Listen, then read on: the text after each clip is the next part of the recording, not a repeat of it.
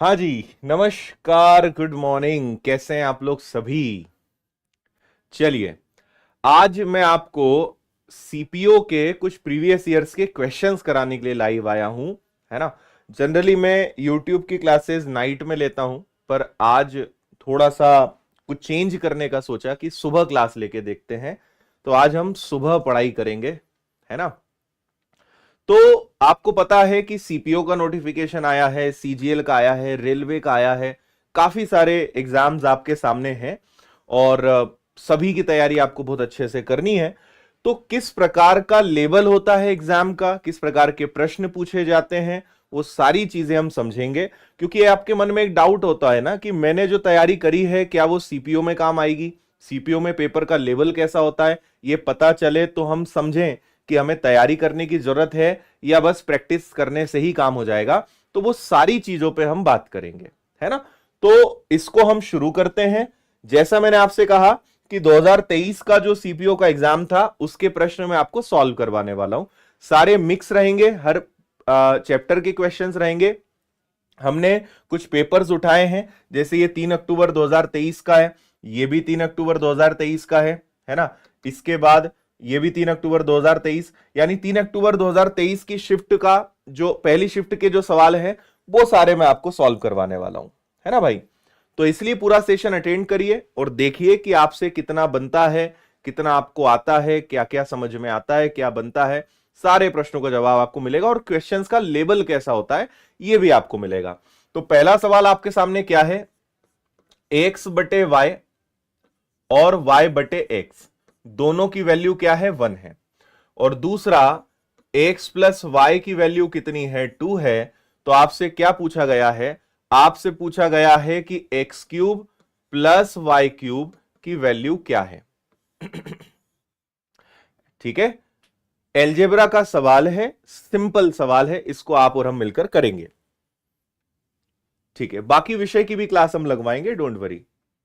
तो क्या कहा है भाई, एक्स बटे वाई, वाई बटे एक्स की वैल्यू 1 है, एक्स प्लस वाई की वैल्यू 2 है। तो x cube plus Y cube की वैल्यू क्या होगी, यह आपसे पूछा गया है।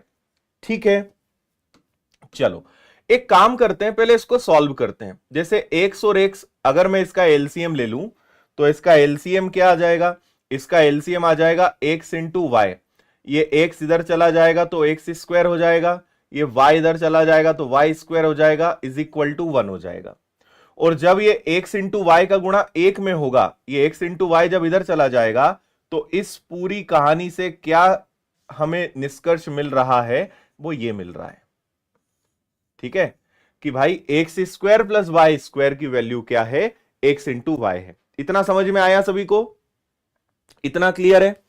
अब आगे क्या कहा गया है उसको ध्यान से समझना। अब हमसे पूछा गया है इसके बारे में, x cube plus Y cube. तो मुझे बताइए कि ये कोई फॉर्मूला होता है क्या, A cube plus B cube वाला। X cube plus Y cube का फॉर्मूला क्या होता है, ये होता है x plus Y, X square minus में एक्स वाई और वाई का स्क्वायर। ऐसा कोई फॉर्मूला होता है क्या। A cube plus B cube का फॉर्मूला क्या होता है, A plus B, A square plus B square minus A B, है ना। तो वही फॉर्मूला हम यहां लगा देंगे, ऐसे लिख दें या इसको चाहें तो ऐसे लिख दें।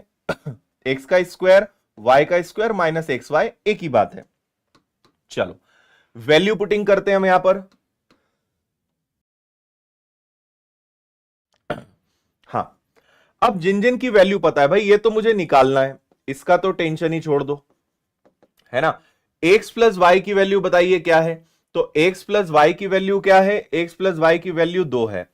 अच्छा, एक्स स्क्वायर और वाई स्क्वायर की वैल्यू मुझे पहले से पता है कि एक्स स्क्वायर और वाई स्क्वायर की जगह मैं एक्स इंटू वाई लिख सकता हूं, और यहां पे माइनस का एक्स वाई है। जब ये कैंसिल होगा तो क्या बचेगा भाई, जीरो बचेगा, और जो जीरो से टकराएगा वो क्या हो जाएगा, जीरो हो जाएगा। तो बहुत सिंपल बेसिक्स पर बेस्ड ये सवाल था और कुछ नहीं था। बताओ समझ में आया। ये आपको ऑलरेडी दिया हुआ था कि x प्लस वाई की जगह आप 2 रख सकते हो, है ना। यहां एलसीएम लिया, x इंटू वाई का मल्टीप्लाई 1 में हो गया, एक्स स्क्वायर वाई स्क्वायर की जगह x इंटू वाई। फिर हमने बस फॉर्मूला लगाया, a plus B, A square b square minus A b, x plus y की जगह 2 रखा, एक्स स्क्वायर वाई स्क्वायर की जगह हमने एक्स वाई रखा, माइनस का एक्स वाई हो गया, ये आपका कैंसिल हो गया, तो बचा जीरो, जीरो का गुणा किसी से भी होगा तो आंसर कितना आएगा, जीरो आएगा। जीरो आपके प्रश्न का आंसर है। क्लियर? चलो आगे चलते हैं। जहां जहां पे पॉसिबल होगा वहां मैं आपको बेसिक भी बताऊंगा। अब जैसे ये तो फॉर्मूला बेस्ड क्वेश्चन था, तो यहां पे तो कुछ कर ही नहीं सकते, फॉर्मूला याद होना चाहिए।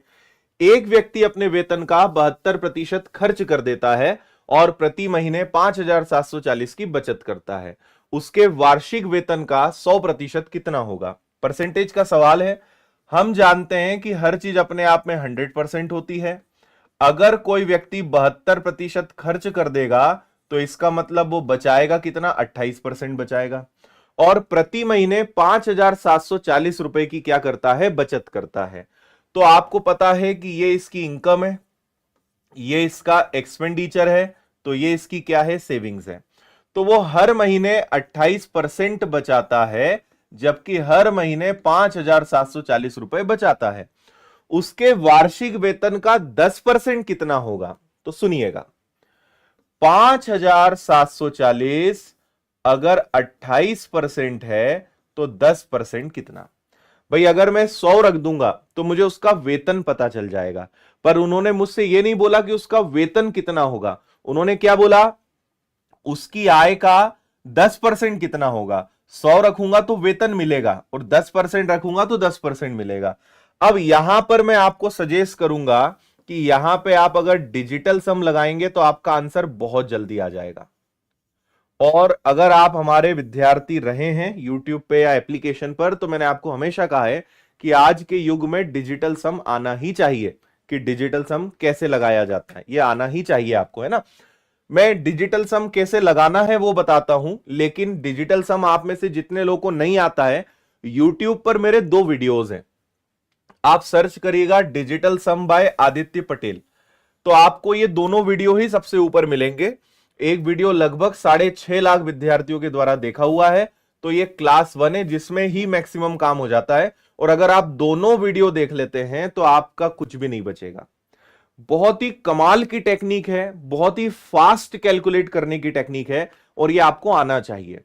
तो YouTube पर फ्री में ये दोनों वीडियोस उपलब्ध हैं। डिजिटल सम आप जरूर देख लीजिएगा, बहुत काम की चीज है भाई। ठीक है, तो पहला तरीका है कि हम काटापीटी करें। यू तो बहुत ज्यादा कठिन है नहीं, पर डिजिटल सम से कैसे आसान हो जाएगा? 5 और 4 9 गया तो बचा कितना? 7। नीचे 8 और 2 10 है, मतलब 1। तो आपका डिजिटल सम कितना आ गया? 7 आ गया। ऐसा ऑप्शन ढूंढिए जिसका योग 7 आए। तो 6 4 10 और 2 कितना हो गया? 12। सही है? यहां तक कोई दिक्कत है? फिर आपके पास क्या है? 5 और 2 7 है, तो इसका योग कितना आ रहा है भाई? 5 और 2 7। यहां गए 8 2 10 और 4 14। 14 का मतलब कितना आ जाएगा? 5। 6 2 8 और 1 9, इसका योग 9 है। 6 4 10 और 2 12, इसका योग 3 है। तो मुझे एक ही ऑप्शन दिख रहा है जिसका डिजिटल सम कितना है? जिसका डिजिटल सम 7 है। क्लियर?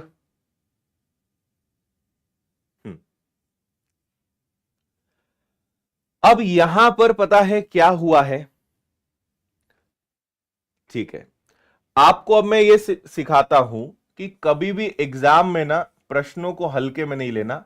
मैं अब आपको सिखाता हूं पावर ऑफ रीडिंग। प्रश्न को पढ़ने का महत्व मैं आपको समझाता हूं। आपने अगर यहां पे ढंग से पढ़ा होता तो यहां पे प्रति महीने की बात चल रही है, जबकि यहां पे वार्षिक की बात चल रही है। ऊपर पूरी बात चल रही है प्रति महीने की, लेकिन आपसे जो पूछा है वो क्या पूछा है? वार्षिक पूछा है। तो भाई 12 का गुणा भी करना पड़ेगा। ठीक है, 12 का गुणा करेंगे, इसका मतलब ये आंसर आपका गलत है। अभी सही आंसर लाते हैं। देखो 5 और 4 9 गया तो बचा 7। 2 और 1 कितना हो गया? 3। और नीचे है 8 और 2 10, 10 मतलब 1। तो 7 का 3 गुना 21, और 21 का मतलब कितना हो गया? 3। मैं यहां पे डिजिटल सम लगा रहा हूं। आपको अगर डिजिटल सम नहीं पता है तो आप नॉर्मल काटापीटी करिए, है ना। और डिजिटल सम पता है तो चंद सेकंड्स में आपका आंसर आ जाएगा। अब ढूंढिए 3 कहां है? तो 6 4 10 और 2 12। 12 का मतलब होता है 2 और 1 3, तो आपका आंसर ये है। 5 और 2 कितना होता है? 7। 6 2 8 और 1 कितना होता है? 9। 8 2 10 और 4 होता है 14, और 14 का मतलब कितना होता है 5। आपको क्या चाहिए, आपको 3 चाहिए। तो भाई करेक्ट आंसर क्या आएगा, करेक्ट आंसर आएगा 24,600। इसको बोलते हैं फोकस होकर पढ़ना प्रश्न को। ठीक है, आंसर तो कहीं ना कहीं आ ही जाएगा। अच्छा, डिजिटल सम में तो और ज्यादा रिस्क है। ऐसे आप सॉल्व करोगे तो हो सकता है कि वो ऑप्शन से मैच ना हो, डिजिटल सम मैच हो गया तो दो तरफ से फंसे, है ना। इसलिए ध्यान रखें, प्रश्न को हमेशा ढंग से पढ़ना सीखें। वर्ष का पूछा है तो एक महीने, एक साल में होते हैं 12 महीने, तो एक इससे मासिक वेतन मिलेगा। वार्षिक बताना है तो 12 महीने का गुणा करना पड़ेगा। ठीक है, चल, और इसीलिए इसको देखिए, बहुत काम की चीज है भाई डिजिटल सम। आपका बहुत सारा जो कैलकुलेशन है वो आराम से निपट जाता है ना, बिना मेहनत के।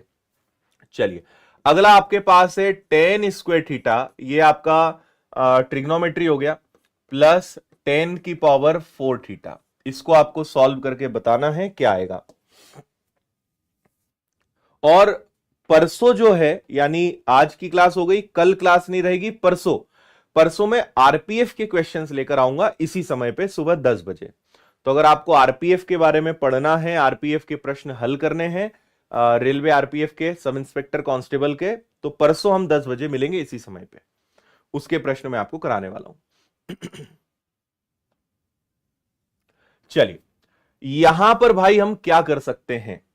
देखो, एक काम तो ये कर सकते हैं कि मैं अगर दोनों में से टेन स्क्वायर थीटा कॉमन ले लूं, अगर मैं टेन स्क्वायर थीटा कॉमन ले लूं तो बताओ यहां क्या बचेगा 1, और इसमें ये 4 बार है, 2 बार निकल गया तो क्या बचा, ये बचा टेन स्क्वायर थीटा। तो एक तो ये बात मुझे समझ में आ रही है ना। अच्छा, यहां पर सारे ऑप्शन मुझे सेक में दिख रहे हैं, सेक स्क्वायर थीटा, सेक की पावर 4 थीटा। तो मेरे मन में ये आ रहा है, पहले तो ये बताओ कि 1 plus tan square theta is equal to sec square theta होता है क्या। पहले तो ये बताओ कि क्या ऐसा कुछ अपन ने पढ़ा है, 1 plus tan square theta is equal to sec square theta होता है या नहीं होता है, ये बताओ।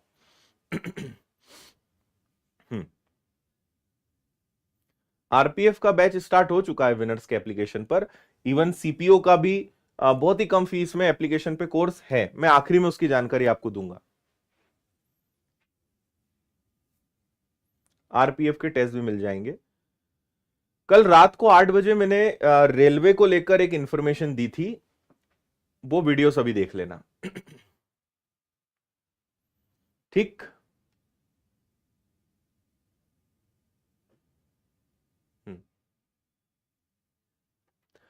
देखो, 1 प्लस टेन स्क्वायर थीटा, तो 1 प्लस टेन स्क्वायर थीटा की जगह क्या लिख सकते हैं, सेक स्क्वायर थीटा। लेकिन अगर मैं टेन स्क्वायर थीटा का 1 उधर ले जाऊं तो सोचो, टेन स्क्वायर थीटा का मतलब होगा सेक स्क्वायर थीटा माइनस 1। तो मैं इसकी जगह पता है क्या लिखूंगा, इसकी जगह मैं लिखूंगा सेक स्क्वायर थीटा माइनस 1। ठीक है, मैंने क्या करा समझ में आया आपको, टेन स्क्वायर थीटा की जगह लिखा सेक स्क्वायर थीटा माइनस 1, और 1 प्लस टेन स्क्वायर थीटा की जगह क्या लिखा, सेक स्क्वायर थीटा। बस हो गया काम खत्म। सेक स्क्वायर थीटा का सेक स्क्वायर थीटा में गुणा होगा तो सेक की पावर 4 थीटा, सेक स्क्वायर थीटा का 1 में गुणा होगा तो माइनस लगा, और ये हो गया आपका सेक स्क्वायर थीटा। और बहुत बहुत बधाई, आपको आंसर आ गया बी। बी आपका आंसर है।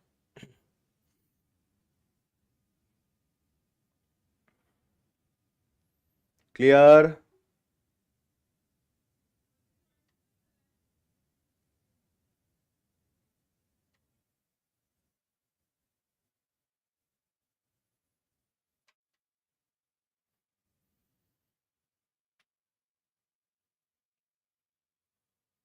ठीक है भाई, आंसर आ गया आपका ऑप्शन बी। चलिए आगे चलते हैं।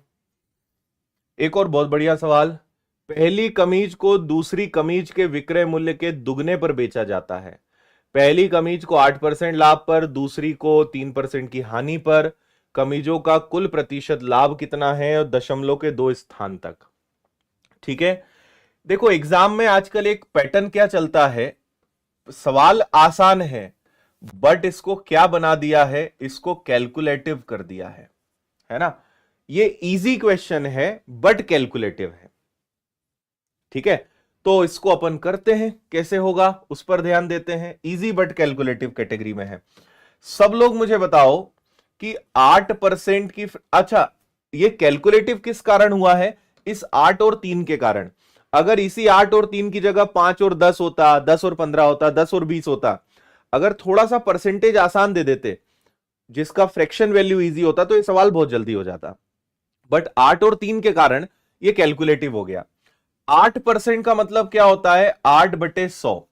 4 से कैंसिल हुआ 2 बार, 4 से कैंसिल हो गया है कितनी बार? 25 बार। तो क्या 8% का मतलब 2/25 होता है? तो आप कहोगे हां सर होता है।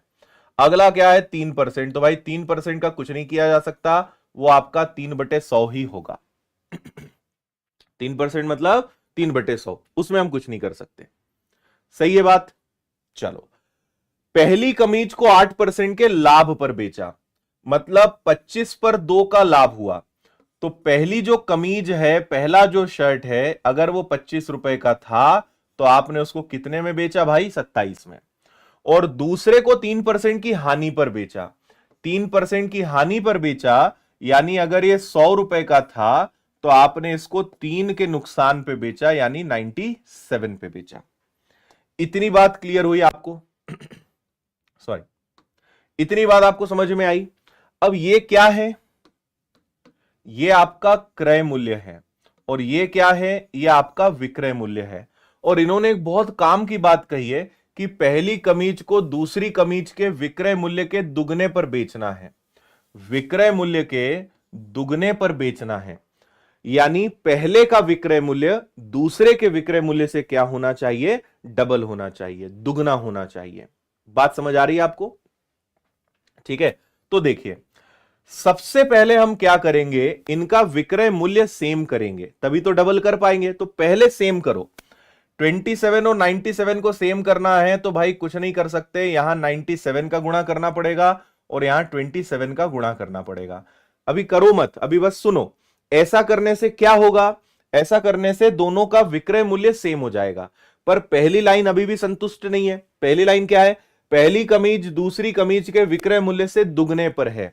मतलब अगर इसका प्राइस 1 होगा तो इसका प्राइस क्या होना चाहिए? 2। तो आपको ऊपर इन दोनों का गुणा करना है और नीचे केवल इसका गुणा करना है। समझ में आया? भाई 27 नीचे 97 ऊपर, इससे दोनों के विक्रय मूल्य पहले तो सेम हो जाएंगे, पर सेम नहीं करना है, पहला वाला दूसरे वाले का डबल होना चाहिए। तो नीचे वाला अगर 1 होगा तो ऊपर वाला क्या होगा? 2 होगा। फिर आपको पता है कि जब भी किसी का गुणा होता है तो वो दोनों तरफ होता है ना। तो आपको बेसिकली क्या करना पड़ेगा? ये 27 एकम 27 है और ये 97 का डबल है।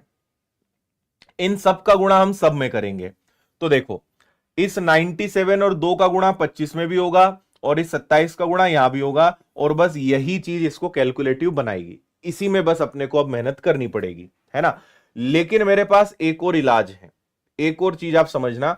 आप पहले बस इसमें गुणा करिए, 27 इंटू 1 यानी 27। 27 का गुणा इन दोनों में करते हैं अपन, है ना।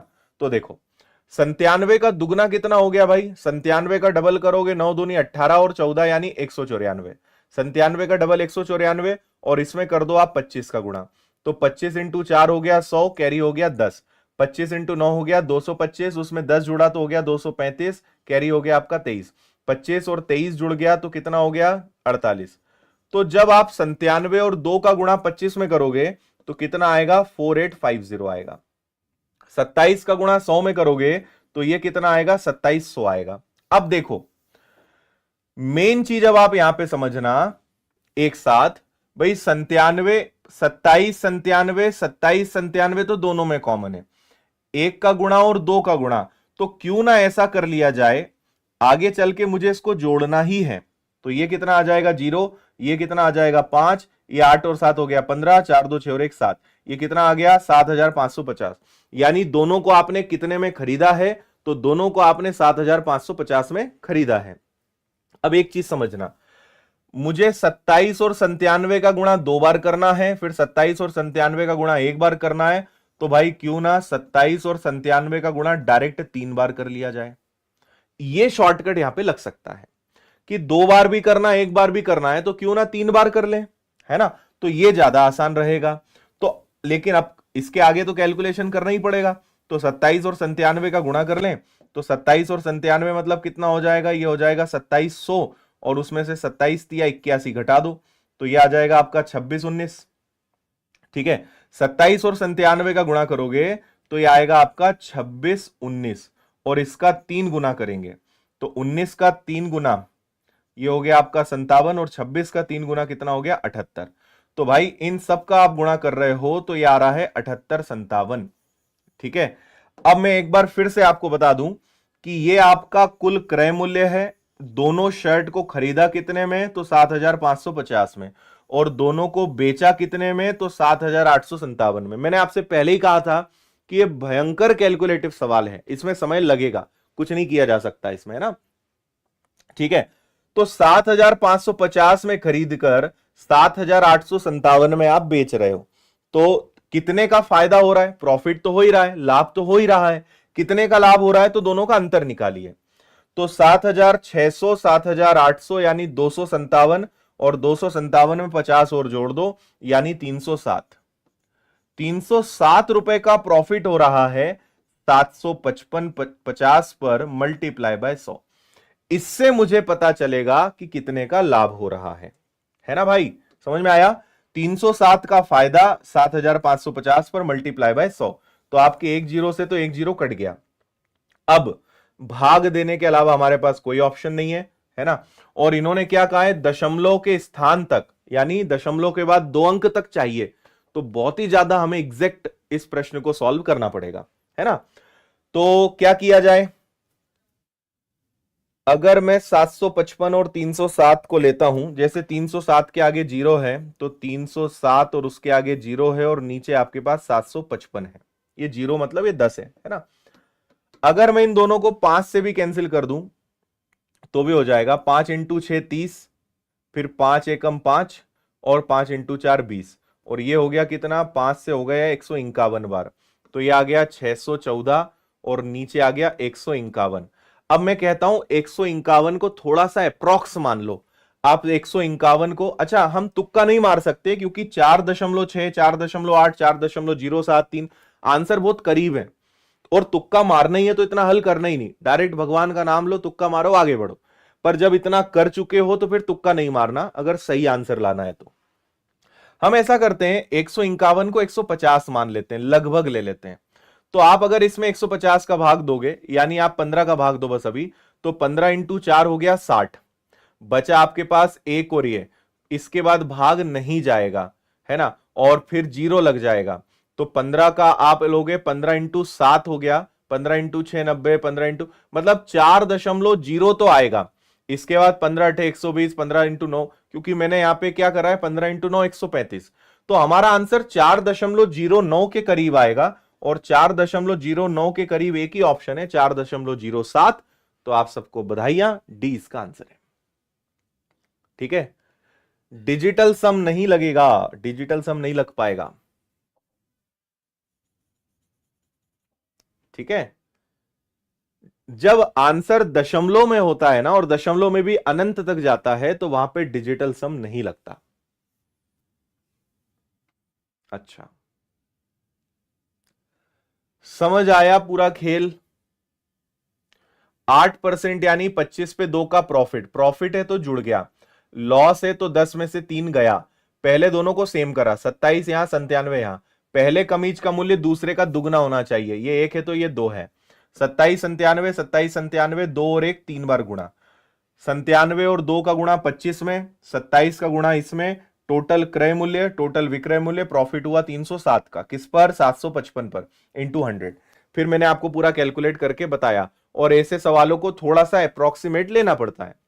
हमारा आंसर ज्यादा क्यों आ रहा है, क्योंकि हमने 151 को 150 लिया, अगर 151 लोगे तो 4.09 से थोड़ा सा छोटा ही आंसर आएगा, है ना। तो हमें तो लगभग निकालना है, एक रेंज पता करनी है, वो हमें पता चल ही रहा है। ठीक है चलो, तो ऐसे सवाल भी आते हैं भाई। देखो, अगर ऐसे सवाल परीक्षा में आ रहे हैं जो 5 सेकंड में हल हो रहे हैं, तो ऐसे सवाल भी आएंगे जिनमें 5 मिनट लगेगा। हर प्रकार के सवाल होते हैं। अगर रियल एग्जाम में आप होते, या मैं अगर परीक्षा दे रहा होता, तो मैं इस सवाल को लास्ट में करता, क्योंकि इतनी देर में मैं 5 दूसरे सवाल कर चुका होता। परीक्षा में यही मैनेज करना बहुत इंपॉर्टेंट होता है कि क्या छोड़ना है, क्या करना है और किसको बाद में करना है। यह बैलेंस बनाना बहुत जरूरी है। मैं अगर एग्जाम देता तो मैं इसको नहीं करता, मैं इसको आखिरी में देखता अगर समय बचेगा तो, क्योंकि मुझे पता है कि ये सॉल्व तो हो जाएगा बट ये टाइम बहुत लेगा। तो इसकी जगह 5 दूसरे सवाल कर लेते हैं, आखिरी में समय बचा तो इसको कर लेंगे। तो ऐसी थोड़ी समझदारी भी रखनी पड़ती है एग्जाम में, इसी को टाइम मैनेजमेंट बोलते हैं। इसीलिए कई सारे लोग जिनका मैथ्स अच्छा होता है, जिनका नॉलेज अच्छा होता है, बट वो फिर भी अच्छा नहीं कर पाते, बिकॉज उनको मैनेजमेंट नहीं आता है कि एग्जाम में मैनेजमेंट कैसे लगाना है ना। चलिए, दो संख्याएं 3 और 4 के अनुपात में है, उनका महत्तम समापवर्तक लघुत्तम समापवर्तक का गुणनफल इतना है, उनका योगफल ज्ञात करिए। देखो भाई, एक को 3x मान लो, एक को 4x मान लो, और आपसे कहा है कि उनका एलसीएम और एचसीएफ का गुणनफल। आप में से शायद हर स्टूडेंट को यह पता होगा कि एक फॉर्मूला होता है, किसी भी दो संख्या का गुणा और उनके एलसीएम और एचसीएफ का गुणा हमेशा बराबर होता है। किसी भी दो संख्या का गुणा और उनके एलसीएम और एचसीएफ का गुणा हमेशा बराबर होता है। ठीक है, चलिए, तो कुछ मत करिए, दोनों का गुणा करिए। एक हो गया आपका 3x, एक हो गया आपका 4x, और एलसीएम एचसीएफ का गुणनफल इन्होंने पहले से ही 2700 देकर रखा है। तो ये हो गया 4 का 3 गुना 12, और ये हो गया आपका कितना 2700। 12 से इसको उड़ाइए भाई, तो 12 दूनी 24, बचा 3 जीरो, फिर 12 दूनी 24 और 12 पंजे 60। तो 225 किसका वर्ग होता है? 225 15 का वर्ग होता है। तो आपसे कहा है कि उन संख्याओं का योगफल ज्ञात करिए। तो भाई एक संख्या क्या है? एक संख्या है 15 तिया 45, एक संख्या क्या है 15 इंटू 4 60। तो उनका योग क्या कहलाएगा? इनका योग कहलाएगा 105। Sum of both the numbers will be 105।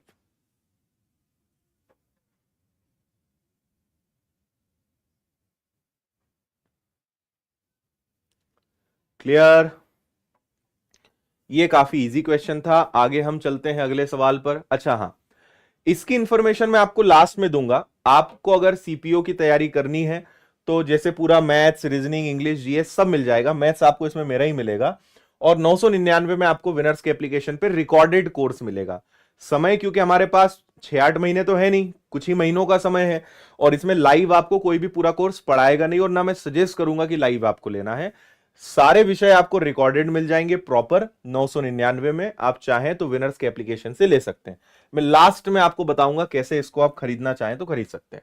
अगला सवाल देखिए, 0.04 सिंप्लीफिकेशन, सरलीकरण का बहुत ही अच्छा सवाल आपके सामने है।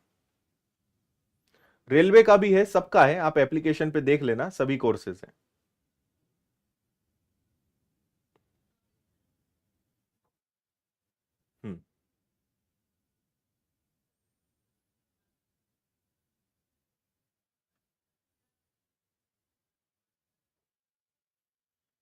ओके,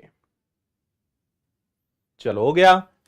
देखो एक चीज आप समझो कि दशमलव के बाद 0.4 है और दशमलव के बाद 0.5 है, तो दशमलव से दशमलव एक कट जाएगा। यानी ये तो मैं डायरेक्ट ही लिख दूं 4/5, तो किसी को बुरा नहीं लगना चाहिए कि अरे ऐसा कैसे कर दिया, है ना। अब देखो इनके अंदर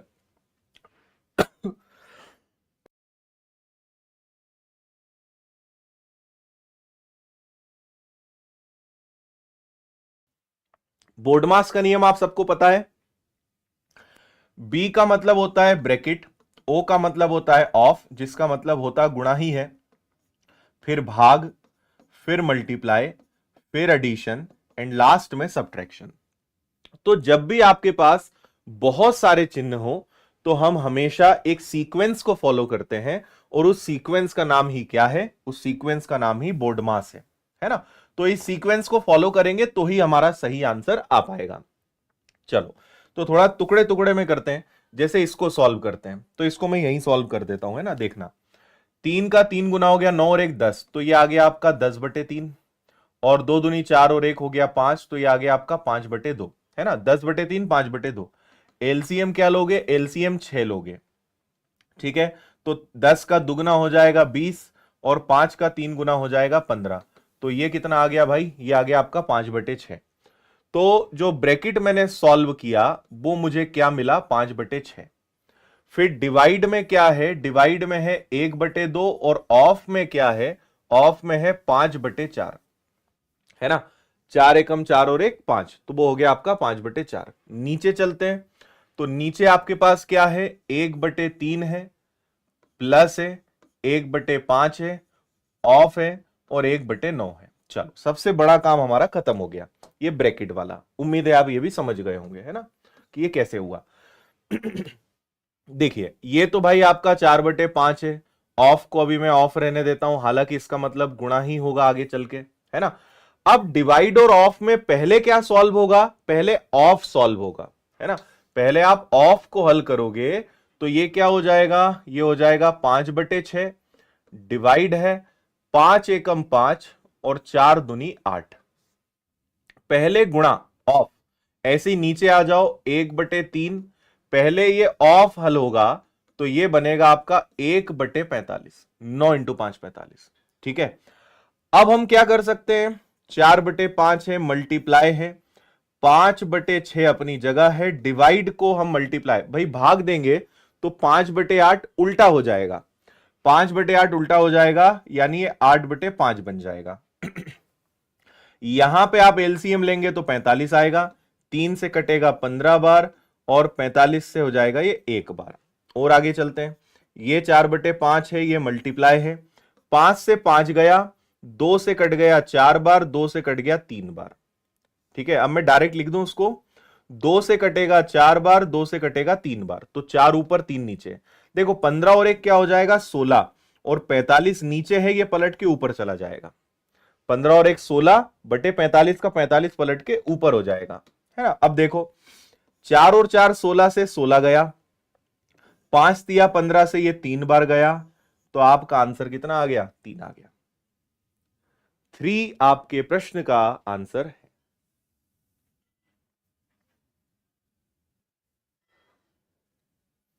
आया। मैंने एक एक चीज आपको करके बताई है, क्योंकि आप में से कई सारे लोगों का बेसिक थोड़ा सा वीक हो सकता है, इसलिए एक एक चीज लिखकर बताई है। बेसिक अच्छा है तो फिर आप अपने हिसाब से स्पीड बढ़ा सकते हो, है ना। बाकी मेरी जिम्मेदारी यह है कि आपको हर छोटी से छोटी चीज कर करके मैं बताऊं कि कैसे आया। ठीक है भाई, चलो आगे। आरपीएफ का क्वेश्चन परसों करेंगे, आज कितनी 11 तारीख है ना, 13 तारीख को, 13 मार्च को सुबह 10 बजे आरपीएफ के सवाल हम करेंगे। लो भाई, सीपीओ 3 मार्च 2023 शिफ्ट 1 और समय दूरी टाइम एंड डिस्टेंस का एक बढ़िया सा सुंदर सा सवाल आपके सामने है। एक व्यक्ति 40 किलोमीटर दौड़ता है, पहले 10 किलोमीटर में उसके द्वारा लिया गया समय दूसरे 10 किलोमीटर में लिए गए समय से दुगना है। देखो टोटल 40 है, 10 10 10 के टुकड़े हैं, टोटल कितने किलोमीटर दौड़ता है, टोटल 40 किलोमीटर दौड़ता है। तो शुरू का 10 किलोमीटर, फिर अगला 10 किलोमीटर, फिर अगला 10 किलोमीटर और फिर अगला 10 किलोमीटर, 4 बार है। और यहां पे हम रेशो किसका लेंगे, यहां पे रेशो लेंगे टाइम का। पहले 10 किलोमीटर में लिया गया समय दूसरे का दुगना है। समय की बात कर रहा हूं मैं ना, केवल टाइम की, ध्यान से सवाल के साथ साथ चलते जाना। पहले 10 किलोमीटर का ये पहला है, ये दूसरा है, ये तीसरा है और ये चौथा है, और इन्होंने 40 किलोमीटर को 4 भागों में बांटा है, ठीक है। तो देखिए पहले 10 किलोमीटर में लिया गया समय दूसरे 10 किलोमीटर में लिए गए समय का क्या हो गया, दुगना है। तो मान लीजिए यहां पे 1 घंटा लिया है, तो यहां पे कितने घंटे हो जाएंगे, 2। तीसरे 10 किलोमीटर में लिया गया समय चौथे 10 किलोमीटर का आधा है, तीसरे में लिया गया समय चौथे का क्या है, आधा है ना। और एक काम करते हैं, चौथे में लिया गया समय पहले के बराबर है। यह इंपॉर्टेंट था, चौथे में लिया गया समय पहले के बराबर है, मतलब यहां पे 2 आएगा, और तीसरे में लिया गया समय चौथे का आधा है, यानी यहां पे 1 आएगा। तो ये चारों के टाइमिंग का मामला जम गया। एक बार फिर से बता रहा हूं, पहले 10 किलोमीटर में जो समय लगा वो दूसरे का आधा है, अगर यहां 1 है तो यहां आधा है यानी 2 है। चौथा और पहले का समय सेम है, यहां 2 है तो यहां 2 है, बढ़िया है। और तीसरे का समय दूसरे का आधा है, यहां 2 घंटे लगे तो यहां पे 1। आपको भी केवल समय पता चला है, टाइम पता चला है, और कुछ नहीं पता चला। अब आगे चलते हैं, यह हो गया। अब हम कहां तक आ गए, अब हम यहां आ गए। पहले 10 किलोमीटर में उसकी चाल 40 किलोमीटर प्रति घंटे थी, पहले 10 किलोमीटर में उसकी चाल, तो समय निकालो भाई। ठीक है, अगर कोई व्यक्ति 10 किलोमीटर की दूरी 40 की स्पीड से चलेगा तो कितना समय लगेगा?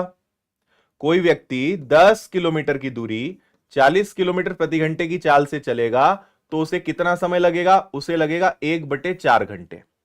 कितना समय लगेगा? 1/4 घंटे लगेंगे, है ना। तो अब मेरी बात समझना, समय का रेशो हमारे पास क्या है? हमारे पास समय का रेशो है 2, है ना, जबकि उसे लग कितने रहे हैं? 1/4 घंटे। अगर 2 की वैल्यू 1/4 है तो पूरी यात्रा में कितना समय लगेगा? तो 2 2 4 और 2 6। 2 की वैल्यू 1/4 है तो 6 की वैल्यू क्या? रेशो की बात कर रहा हूं मैं। अगर 2 की वैल्यू 1/4 है तो पूरी यात्रा में कितना समय लगेगा? तो पूरी यात्रा में उसे लगेगा, तो वो वैल्यू आ जाएगी आपकी 6। क्लियर है भाई? तो 2 बराबर 1/4, तो 6 बराबर कितना? तो आप क्या करेंगे, ये 3 गुना हो रहा है तो इसका 3 गुना कर दो, तो ये कितना हो जाएगा? ये हो जाएगा आपका 3/4, 3/4। अब सुनिएगा, है ना भाई, 2 का 3 गुना 6, तो 1/4 का 3 गुना 3/4। पहले 10 किलोमीटर में उसकी चाल ये है, तो पूरे 40 किलोमीटर में कितना? तो टोटल जाना है 40 किलोमीटर, और पूरे 40 किलोमीटर में अनुपात में 6 है, जबकि रियल में कितने घंटे लग रहे हैं? 3/4 घंटे, है ना। तो बस इसको सॉल्व कर लो। 40 किलोमीटर है, 3 नीचे रह जाएगा, 4 ऊपर चला जाएगा, तो ये हो जाएगा 160/3, और इसको सॉल्व करने की जरूरत ही नहीं है, ये आंसर आ गया आपका।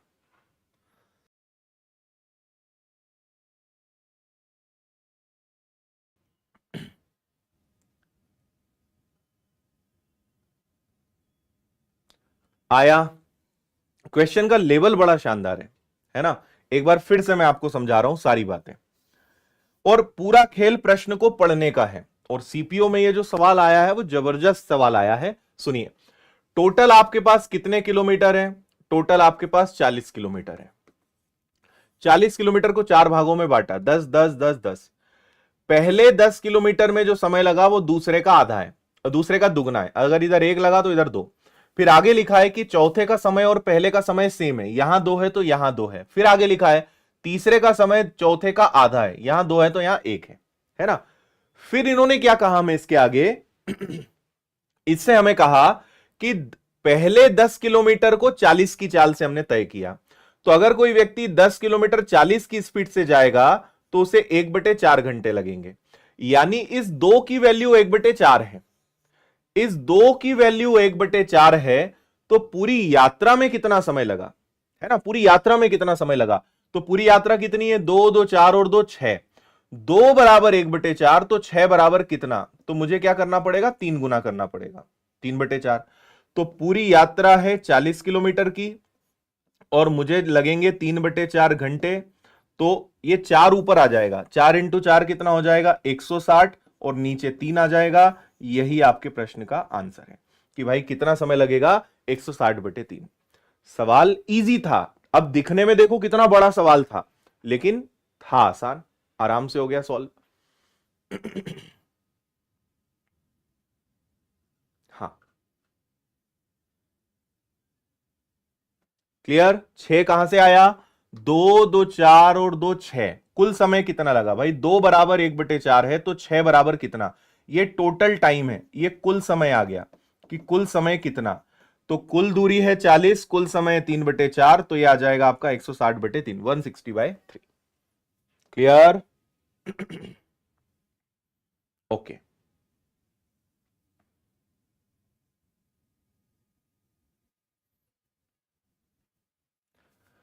एक बेईमान डीलर अपने सामान को 22% की हानि पर बेचने की घोषणा करता है, लेकिन 35% हल्के बाट का उपयोग करता है। उसके लाभ या हानि का प्रतिशत बताइए। देखिए, आपको एक कॉन्सेप्ट क्लियर होना चाहिए। ये बेईमान दुकानदार, डिसऑनेस्ट शॉपकीपर से रिलेटेड प्रश्न है जिसके सवाल मैंने करवाए हैं, है ना।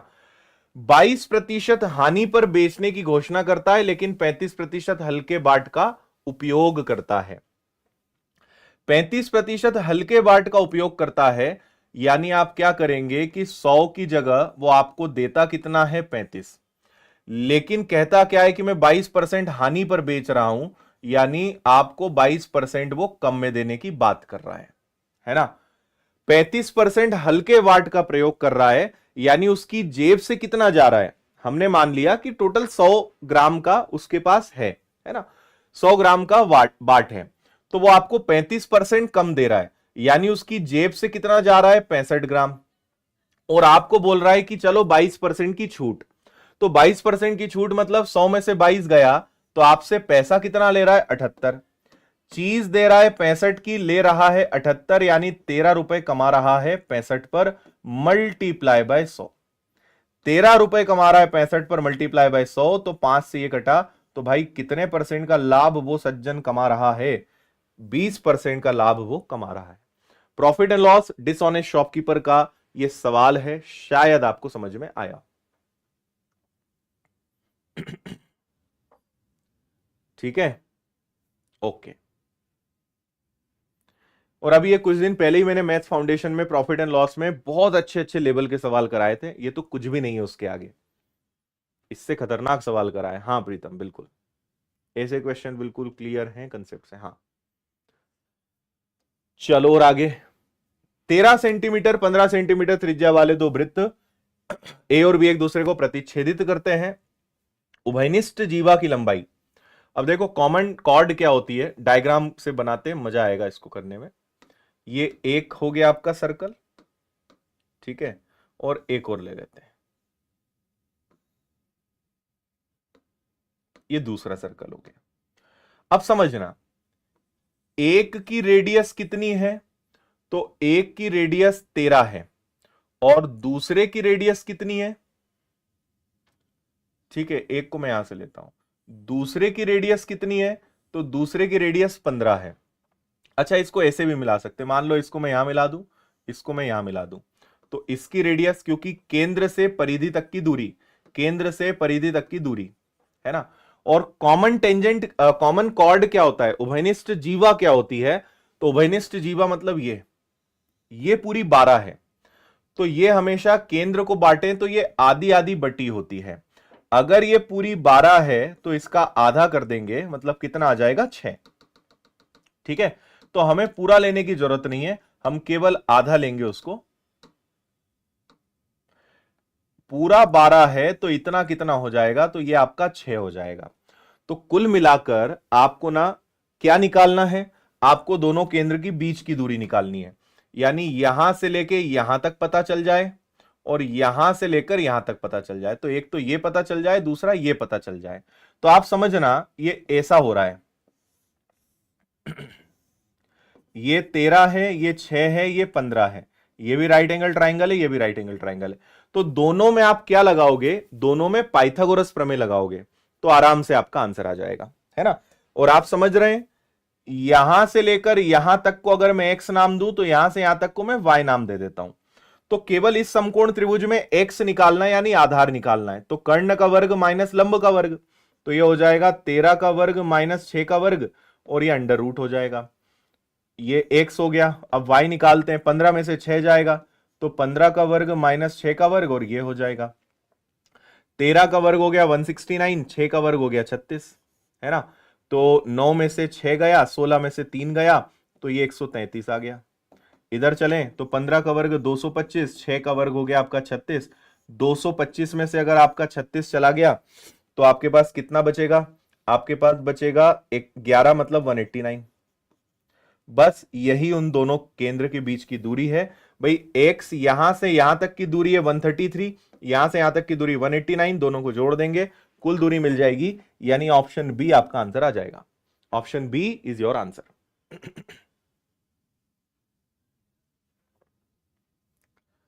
क्लियर,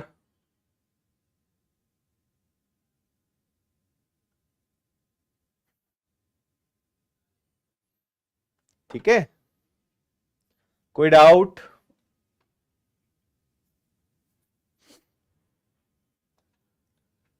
चलो अगला क्वेश्चन देख लेते हैं।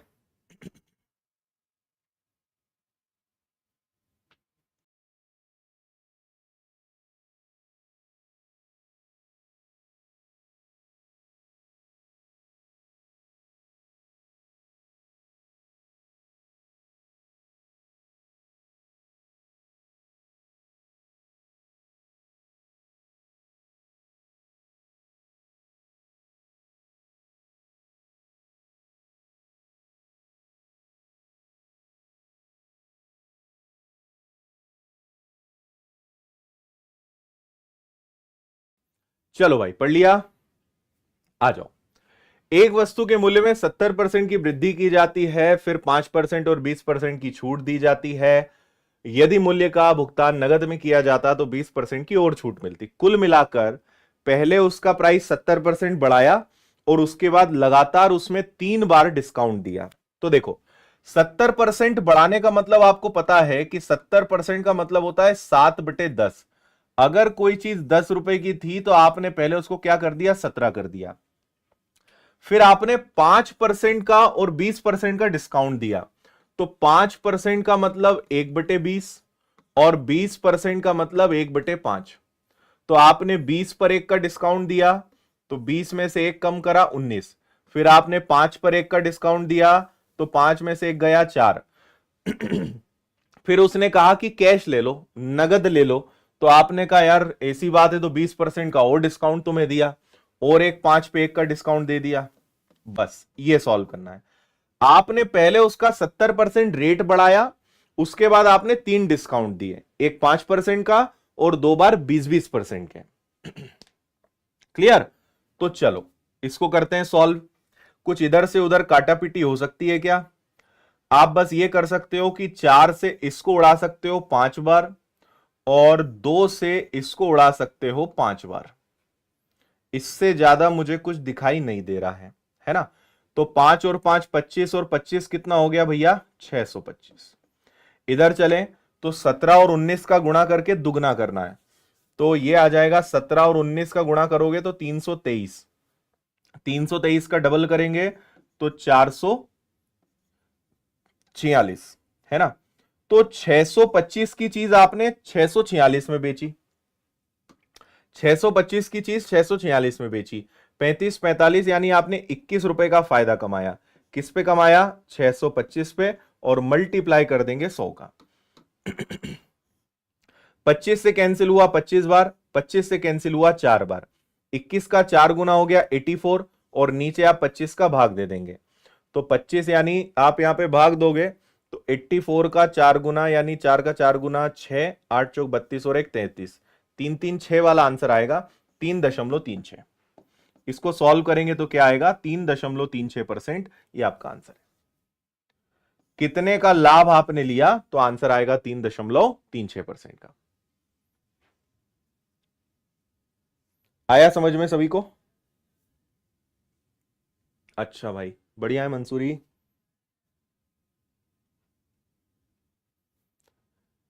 पहले 70% बढ़ाया, बाकी 3 बार उसने डिस्काउंट दिए, एक 5% का है और 2 20% के हैं। बस इतना सा सवाल था, है ना?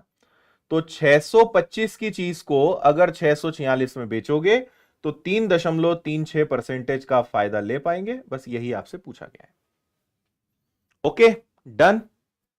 चलिए, तो आज मैं आपको यहीं रोकूंगा। परसों यानी कल के दिन को छोड़कर परसों हम वापस मिलेंगे। आरपीएफ के मैं सवाल आपको कराऊंगा इसी प्रकार से, और थोड़ा और ज्यादा सवाल भी मैं आपको प्रयास करूंगा कि ज्यादा और करें। सीपीओ की भी और क्लास में लेकर आऊंगा जिसमें आपको और क्वेश्चंस प्रीवियस ईयर्स के मैं कराऊं। आज की क्लास का बस ये उद्देश्य था कि अगर आप मैथ्स पढ़े हुए हैं, आपका सिलेबस कंप्लीट है या थोड़ा बहुत भी आपने पढ़ा है, तो आपको यह समझ में आ गया होगा कि इस पेपर के लिए कुछ भी एक्स्ट्रा नहीं करना है, बहुत मेहनत नहीं करनी है। आराम से आप इस पेपर को निकाल सकते हो। सीपीओ के लिए बस इंग्लिश अच्छी होनी चाहिए, उसके अलावा कुछ नहीं है। मैथ्स, रीजनिंग, ये सब, और इंग्लिश अगर आपका थोड़ा भी अच्छा है तो आप सब इंस्पेक्टर के लिए जरूर ट्राई करिए। इस एग्जाम के लिए बहुत अच्छा एग्जाम है। और दिल्ली पुलिस में या आप अपने सेना में आप जाते हैं सब इंस्पेक्टर रैंक पे, तो उसका अपना अलग ही फायदा है, सुविधाएं, सैलरी। स्टेट लेवल के सब इंस्पेक्टर से आप फायदे में ही रहेंगे। तो मौका अच्छा है, वैकेंसी है, इसमें आप जुड़ सकते हैं, है ना? तैयारी के बारे में मैंने आपको बताया था। अगली क्लास में हम थोड़े से डीआई वाले और इस प्रकार के सवाल भी करेंगे। मैं लेकर आया था पर समय नेक्स्ट क्लास का मेरा हो चुका है एप्लीकेशन पर।